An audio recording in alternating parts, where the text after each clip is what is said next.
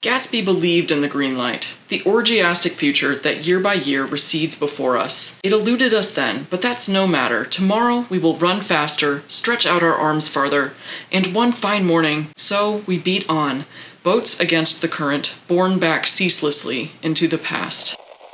I have a controversial opinion, a dark secret, and in the honored cultural tradition of internet millennials everywhere, I thought I would share it online for all the world to hear. Fitzgerald fans, cover your ears. I don't actually love The Great Gatsby all that much, and I'm not in love with those final lines, widely considered by many others to be among the best book endings ever. For me, the critique of materialism and social climbing, as well as the image of the green light, all feel a little too on the nose. And the emotionally distant style of narration prevents me from feeling truly invested in any of the characters. Does this mean I have bad taste? Maybe. So anyway, for no reason whatsoever, or perhaps prompted by the stressfully imminent death of writing and other literary professions signaled by cuts to university humanities departments, as well as the devastation of some of the last remaining vestiges of journalism due to corporate greed, all hastened by the rise of ChatGPT, I've been reflecting on the literary quotes I really do love, the ones that to me exemplify the best of a great writer's art. The ones I think about randomly and with disturbing frequency as I go about my day-to-day life. The ones no soulless little chatbot could possibly replicate.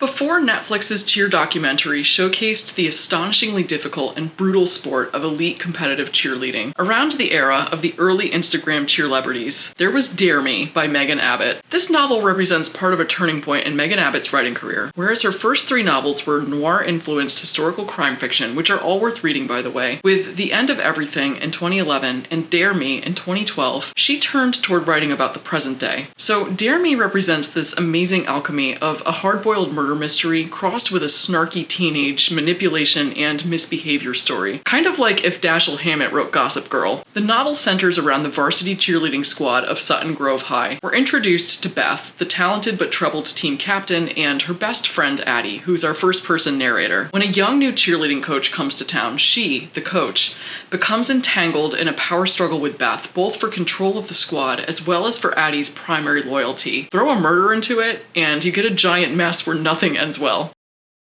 I love so many things about this book. We are invited into the fascinating world of competitive cheerleading, and we learn about their practices, their stunts, their performances. Let me tell you, this sent me down an internet rabbit hole of watching many cheer competitions. I dare you to go look up some videos of the cheerleading world championships and not become addicted. One thing that's so interesting about this book is Abbott borrows the language of epic poetry and war narratives to signal that cheerleaders are to be taken seriously as the bold heroes of their own stories. Beth calls Addie her lieutenant and her Achates, a reference to Aeneas's loyal BFF in the Aeneid. The coach tells the girls they have the hearts of warriors, and the cheerleaders' formations are described as a phalanx. Ultimately, the beating heart of this narrative is women's relationships, the importance of friendship, and what happens when someone new enters the picture and complicates the delicate balance of power and closeness. Abbott traces the evolution and dissolution of friendship with astonishing insight into the emotional subtext of every text message,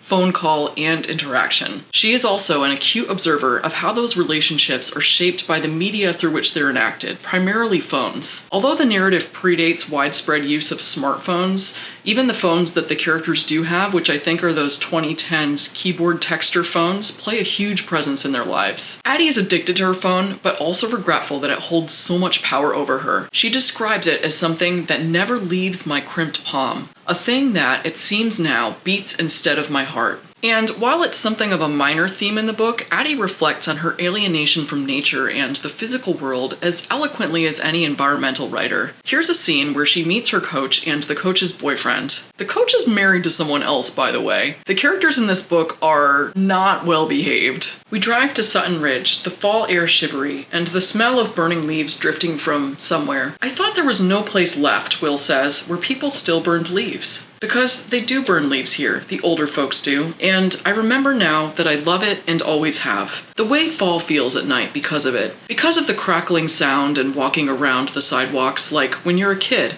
and kicking those soft piles, and seeing smoke from backyards, and Mr. Killstrap standing over the metal drum with the holes in the top, the sparking embers at his feet. Where'd that world go? The world when you're a kid, and now I can't remember noticing anything. Not the smell of leaves or the sharp curl of a dried maple on your ankles walking. I live in cars now, and my own bedroom, the windows sealed shut, my mouth to my phone, hand slick around its neon jelly case, face closed to the world, heart closed to everything. That image of Addie sealed in her room with her phone is so striking. It fills me with sadness, not just for her, but for all of us. So often shut in rooms with screens flashing in our faces. Perhaps some of the most striking writing in this book is about our anti-hero Beth. Beth is engulfed in a darkness whose cause is difficult to pinpoint. It's hard to choose a single passage since everything about Beth, her manipulative schemes, and her brilliant dialogue is so compelling, but here's one that I think encapsulates her character well. With Beth, so full of lies, you have to push past the lie to see the deeper truth that drives it. Because Beth is almost always lying about something, but the lying is her way of rendering something else, something tucked away or confounded, manifest. The Secret History has been a cult classic since its publication in 1992, but it feels like it got an extra boost recently with the dark academia trend online. In many ways, The Secret History is the quintessential dark academia novel. It's about a group of elitist rich friends studying ancient Greek at an idyllic college in Vermont. Our narrator is Richard Papin, an outsider who transfers from another college and becomes fascinated with the cliquey Greek class. He schemes to join their group and becomes entangled in all of their drama, which includes not only one but two murders. The thing that's so special about this book is the writing style. In someone else's hands, the story of a bunch of snobby, self-absorbed students could have been trite and obnoxious. Well, arguably it is trite and obnoxious, but the lyrical yet highly specific descriptions of every moment in this story make it feel so vivid and real that you become absorbed in what John Gardner called the fictional dream. From the beginning, we are drawn into Richard's narration by his melancholic, descriptive voice, which feels reminiscent of 19th century fiction. We learn right away in the prologue that the plot involves a murder, and that Richard's friends, and potentially Richard, were in fact responsible. Donna Tartt has described the book as a whodunit rather than a whodunit, because the intrigue comes from wanting to find out why these characters behaved as they did. In the prologue, after Richard describes the frenzied search that took place for the supposedly missing student, he says, "It is difficult to believe that such an uproar took place over an act for which I was partially responsible. Even more difficult to believe I could have walked through it, the cameras, the uniforms, the black crowd sprinkled over Mount Cataract like ants in a sugar bowl, without incurring a blink of suspicion. But walking through it all was one thing. Walking away, unfortunately, has proved to be quite another, and though once I thought I had left that ravine forever on an April afternoon long ago, now I am not so sure. Now the searchers have departed, and life has grown quiet around me. I have come to realize that while for years I might have imagined myself to be somewhere else, in reality I have been there all the time, up at the top, by the muddy wheel ruts and the new grass, where the sky is dark over the shivering apple blossoms, and the first chill of the snow that will fall that night is already in the air." And the conclusion of this prologue is just absolutely perfect, and the first time I ever read this, I was like, wow, I am so invested. I suppose at one time in my life, I might have had any number of stories, but now there is no other. This is the only story I will ever be able to tell.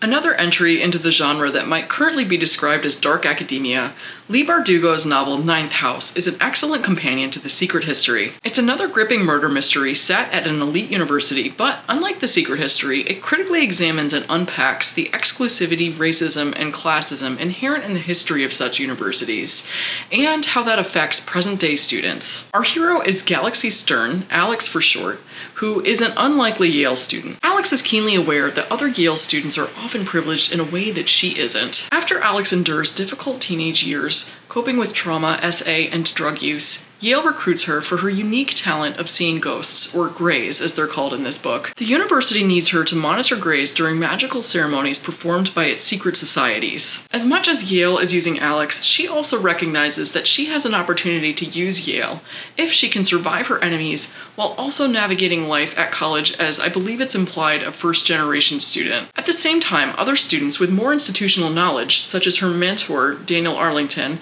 envy her natural abilities. Most people in this world need to consume a dangerous potion to see greys at all. Alex's gift is both an asset and a curse, exposing her to uniquely dangerous phenomena, and when a local girl from town turns up dead, Alex takes it upon herself to find a truth that powerful people want hidden. This book really does have it all. It has the perfect combination of a suspenseful plot, fascinating world building, memorable characters, and incredible writing on every page. One of my favorite passages comes toward the end. Earlier on, toward the beginning of the novel, Daniel, or Darlington as Alex calls him, had tried to help her fit in better by using magical moths to remove her tattoos. And here, at the end, Alex decides to undo that magic. Alex could hear the sounds of glasses clinking and civilized conversation in the living room. She had tried so hard to be a part of it all. But if this was the real world, the normal world, did she really want in? Nothing ever changed. The bad guys never suffered. Colin and Sandow and Kate and all of the men and women who had come before them, who had filled those tombs and worked their magic, they weren't any different than the Lens and Atans and Ariels of the world. They took what they wanted. The world might forgive them or ignore them or embrace them, but it never punished them. So what was the point?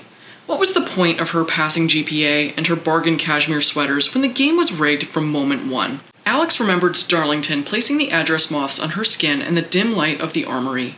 She remembered watching her tattoos fade, believing for the first time that anything might be possible, that she might find a way to belong to this place. Be careful in the throes, he'd said. Saliva could reverse the magic. Alex made her hands into fists. She ran her tongue along the knuckles of her left hand, did the same to the right. For a moment, nothing happened. Alex listened to the faucet drip. Then, ink bloomed dark over the skin of her arms. Snakes and peonies, cobwebs and clusters of stars, two clumsy koi circling each other on her left biceps, a skeleton on one forearm, the arcane symbols of the wheel on the other. She still had no idea what those symbols meant. She'd pulled that card from Helly's tarot deck moments before they'd walked into a tattoo shop on the boardwalk. Alex watched in the mirror as her history spilled over her skin, the scars she had chosen for herself. This is such a powerful moment. Throughout the book, Alex has struggled with how much to try to fit in with the other people at Yale, who often have a very different background than she does. For a while, she tries to play their game by buying the right clothes, acting a certain way. As the plot unfolds, Alex learns that while they have advantages, there are times that she still prefers her own way of being in the world. And as she grows more confident over time, it culminates in this moment when she decides it's time to embrace her identity no matter what.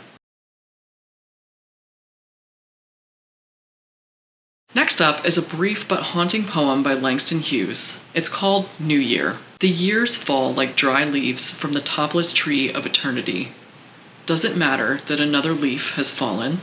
That's it. That's the whole poem. So why do I love this so much? Simplicity and brevity are actually deceptively difficult to achieve as a writer. When so many literary texts are known for their wordiness, including some of the other examples in this video, it takes both confidence and discipline to define your own style and know for sure when you have written enough to communicate your point. Some writers might have given in to the temptation to make that just one stanza of a longer poem and then go on to explain more or perhaps add other images, but Hughes was really certain, knew what he was doing, and stopped there. The very shortness of this poem gives it an evocative nature that I think would have been undermined if Hughes had written or explained too much. It feels like we're allowed just a brief glimpse into his mind at the very moment when he has a thought that's perhaps too bleak to focus on for long. I find the image of the topless tree really arresting. It's both eerie and serene. This enormous tree, unchangeable and indifferent, shedding leaves for every spent year that passes us by. The metaphor of the past year as a withered leaf drifting away on the wind highlights a counterintuitive sentiment about the new year, which culturally often seems to be associated with a sense of optimism.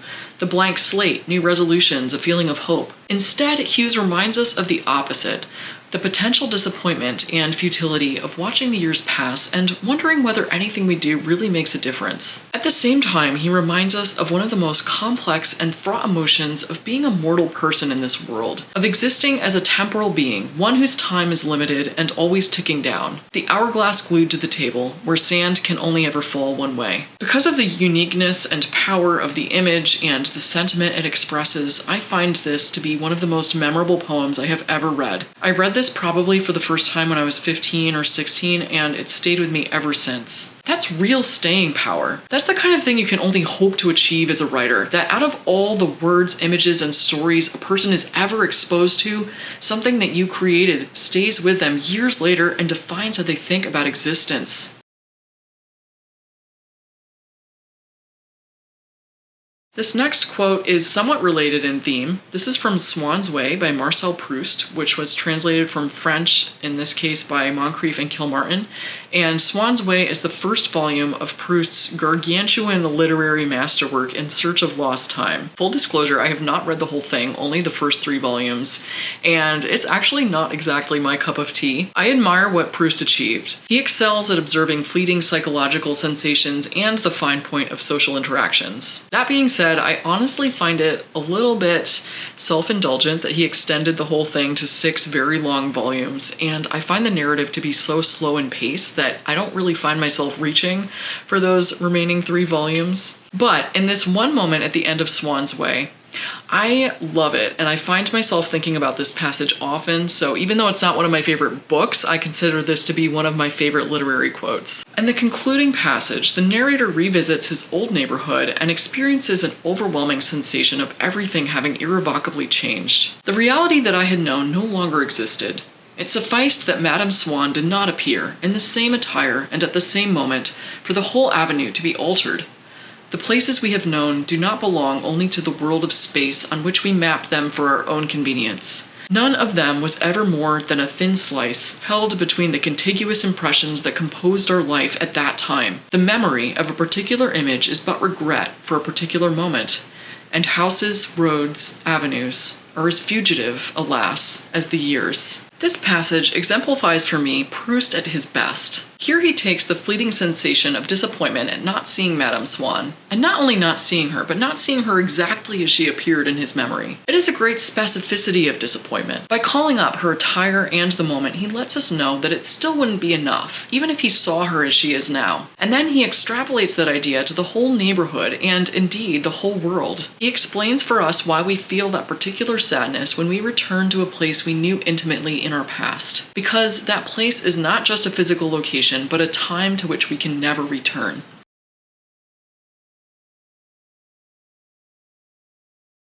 Now we have a shift from writing about time to writing about place with Desert Solitaire by Edward Abbey. Abbey wrote this collection of observations about the American Southwest while working as a ranger in what was then Arches National Monument before it became a national park, which sort of makes it sound like it's going to be a nice nature book, but this book is actually super weird. It's less a continuous narrative and more a collection of loosely related writings from a desert iconoclast. Some of it includes what you would expect from a nature book, like observations about the landscape, plants, animals, and geology. Other chapters feature random but interesting anecdotes, such as hunting down a lost horse and hauling out the body of a dead tourist. And then there are the angry rants about the National Park Service's project of road building, which Abbey strongly opposed, and industrialism in general. It's important to note that this book does have flawed and problematic moments. Abbey represented, in some ways, aspects of the American environmental movement in the 1960s and 1970s, which have been rightly criticized for being exclusionary and centered around white men. However, there are enough interesting and unique observations in the book that I think it is worth reading if you're interested in either national parks of the US Southwest or the history of the US environmental movement, in which Abbey was an influential figure after writing Desert Solitaire. He was insightful enough to accurately predict problems that have become quite serious in current times, such as how overdevelopment of desert cities could lead to water shortages, and how building roads like highways might not actually best serve the experience of going into a national park. mark. He criticized the concept of economic growth for its own sake, an idea that seems to be gaining more traction as people become disgusted with the endless greed of corporations that seek to strip the environment and exploit workers for their own profit. He was also an author who, although he became somewhat pigeonholed for being a so-called nature writer, seriously studied the craft of literature, completing a Stegner Fellowship and a Guggenheim Fellowship, and I think this really shows in his writing. This is the opening of Desert Solitaire. This is the most beautiful place on earth. There are many such places. Every man, every woman, carries in heart and mind the image of the ideal place, the right place, the one true home, known or unknown, actual or visionary. A houseboat in Kashmir, a view down Atlantic Avenue in Brooklyn, a gray Gothic farmhouse 2 stories high at the end of a Red Dog Road in the Allegheny Mountains, a cabin on the shore of a blue lake in spruce and fir country, a greasy alley near the Hoboken waterfront, or even, possibly, for those of a less demanding sensibility, the world to be seen from a comfortable apartment high in the tender velvety smog of Manhattan, Chicago, Paris, Tokyo, Rio, or Rome. There's no limit to the human capacity for the homing sentiment. Theologians, sky pilots, astronauts have even felt the appeal of home calling to them from up above in the cold black outback of interstellar space. For myself, I'll take Moab, Utah. I don't mean the town itself, of course, but the country which surrounds it, the Canyonlands, the slick rock desert, the red dust and the burnt cliffs and the lonely sky, all that which lies beyond the end of the roads. This is such an interesting opening. I feel like most writers might have gotten right into a description of the southwestern landscape. They might have even tried to capture our attention by describing some of those magnificent arches. Delicate Arch is the obvious, the iconic image of Arches National Park, after all. Instead, Abbey does something rather unexpected. He starts off by telling us that this, whatever this is the most beautiful place on Earth. But rather than letting us know where or why, he leaves us in suspense for a little bit as he gives us several brief, very evocative descriptions of other places around the world. His descriptions of each place feel like an invitation, a miniature portrait of all these different places people call home. In the second paragraph, we get to the transition, the home he wants to claim for himself, which, from a biographical perspective, is perhaps unexpected for somebody who actually grew up on the East Coast in the Appalachian Mountains. The end of this paragraph is like a gateway into the rest of the book. The red dust, the burnt cliffs, the lonely sky. It feels like he's telling us, okay, here are the desert images I love, and in this book, you're going to learn why.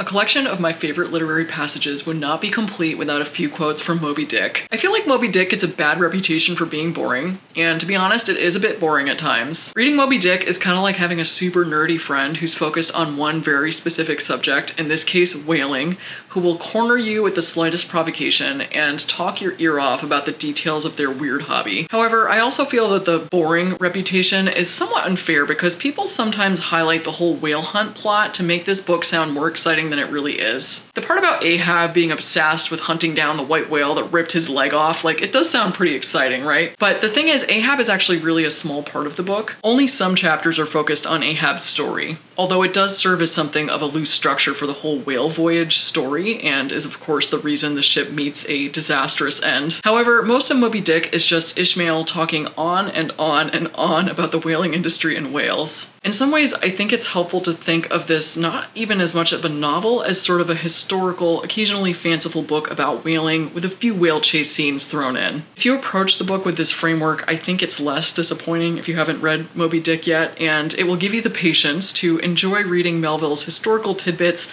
observations on the physiology and behavior of whales, whaling industry trivia, and philosophical speculations. I put this book next to Desert Solitaire in the list because while on the surface the two books might appear entirely opposed, Desert Solitaire, a book about the American desert, and Moby Dick, a book set on the ocean, I actually interpret them as being thematically related in terms of concern with industrial activity and how it interfaces with the natural world. A passage from the affidavit chapter illustrates this point. Though most men have some vague flitting ideas of the general perils of the grand fishery, yet they have nothing like a fixed, vivid conception of those perils, and the frequency with which they recur.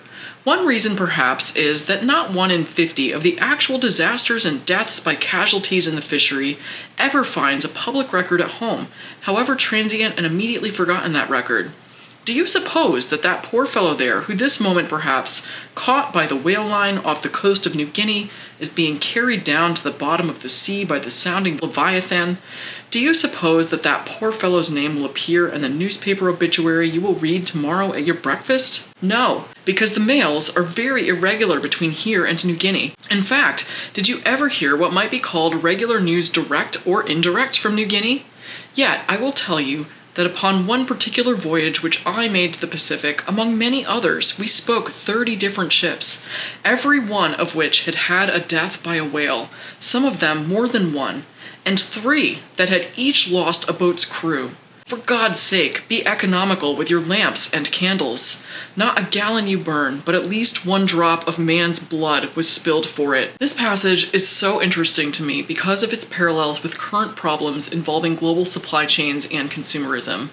One of the fascinating things historically in Moby Dick is how it highlights the importance of whale oil as a fuel before people started using kerosene. Whale oil was widely used for lamps and machine lubrication, and because it was sourced in oceans far away from some of the places where it was used, it was easy for people in places like New England to overlook the brutality and danger of how it was obtained. It feels to me like part of the project of Moby Dick is to enlighten people about the truth of the supply chain, from the violence of literally stabbing the whale to death with harpoons until blood covers the surface of the ocean, to the danger faced by poorly compensated harpooners who had to chase enormous and understandably enraged whales in tiny boats. While Melville doesn't advocate for the end of whaling, he does exhort consumers of whale oil to appreciate the reality of how that fuel was produced, at the price of the deaths of so many men and, in other parts of the book, whales. And he encourages people to be economical because of that, to not consume so much. Nowadays, we face similar problems in that many of the products that people in wealthy countries consume are supplied to us by circuitous processes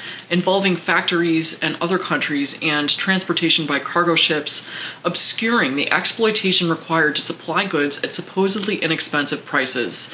This happens in so many industries, probably all of them, but the garment industry is one example. And here the same thing applies. Price might not appear expensive to the consumer, but it was expensive to the people who had to produce it at the price of brutal, sometimes fatal working conditions, low pay, and pollution in their own countries. For this reason, we need to be mindful of our consumption. Okay, I have one more quote. I promise this is the last one. This is from the chapter The Tale, which is one of the chapters where Melville analyzes various features of the whale's physical being. The more I consider this mighty tale, the more do I deplore my inability to express it. At times there are gestures in it which, though they would well grace the hand of man, remain wholly inexplicable. In an extensive herd, so remarkable occasionally are these mystic gestures, that I have heard hunters who have declared them akin to Freemason signs and symbols. That the whale indeed by these methods intelligently conversed with the world. Nor are there wanting other motions of the whale in his general body, full of strangeness, and unaccountable to his most experienced assailant. Dissect him how I may, then, I go but skin deep. I know him not, and never will. I love this passage because in it we see Melville, this literary master, a person who filled hundreds of pages with words about whales, struggling with the limitations of his craft. He has gathered for us everything he knows about whales, marshaled his every creative impulse into writing vivid descriptions of his world and these amazing creatures.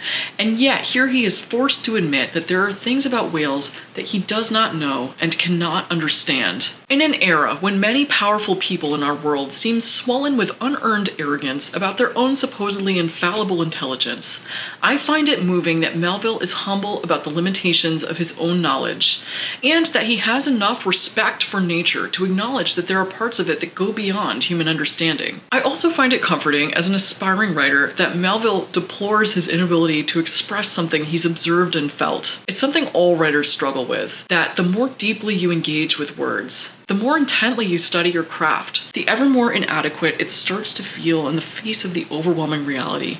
This world that has so much depth and beauty, our paltry words can only begin to approximate it. So this ended up being way longer than I originally intended. I could really talk about my favorite books endlessly, and this is only a narrow selection. What are some of your favorite literary quotes? I would really love to see that in the comments. Thank you so much for watching, and I'll see you next time.